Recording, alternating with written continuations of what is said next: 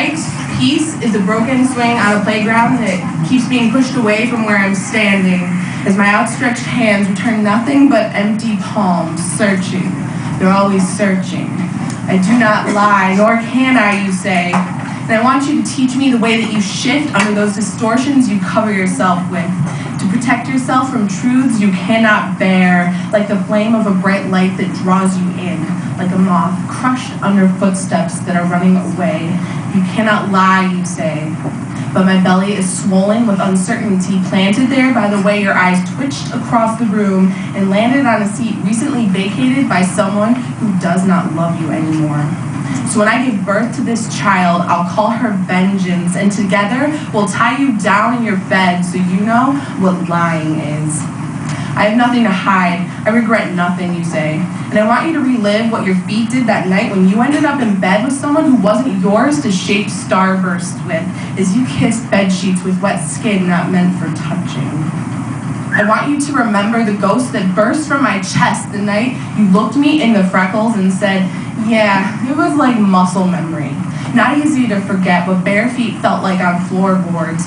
Reflections of fist fights turned love nests. You bruised me, but I held my tongue in the crook of an arm worn thin by from cradling departing souls of lovers who've done you wrong.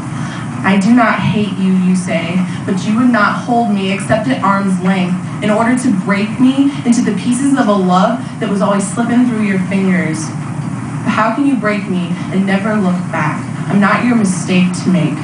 I'm an echo ringing in your ears. I am the shadow of a dream you can't quite remember. I am raindrops on your concrete on a warm summer night that's thick with not hating. You can't swim through it when you're busy trying to swallow how much you dislike me at the moment, because this situation does not please you. But you can't call a place home when you're only looking in from the outside. I'm not afraid of your face pressed against the window. Pain does not make me shrink when it is a misguided missile exploding above cases of whiskey gone wrong. Bitter, like the way you say, I do not hate you, but you hold something back. And I want to remind you that love is not the sound of slammed doors.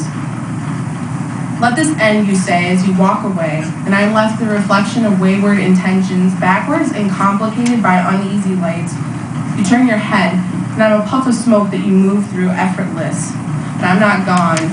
I'm the callus on the bottom of your foot that reminds you can't walk on people without dragging your soul.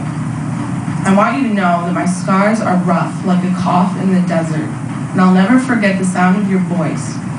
So I keep part of you within me for safety, like the tiniest apple seed tucked into my pocket that might one day bloom into the tree I run to for cover. Right now, the weight of it is a boulder crushing my backbone.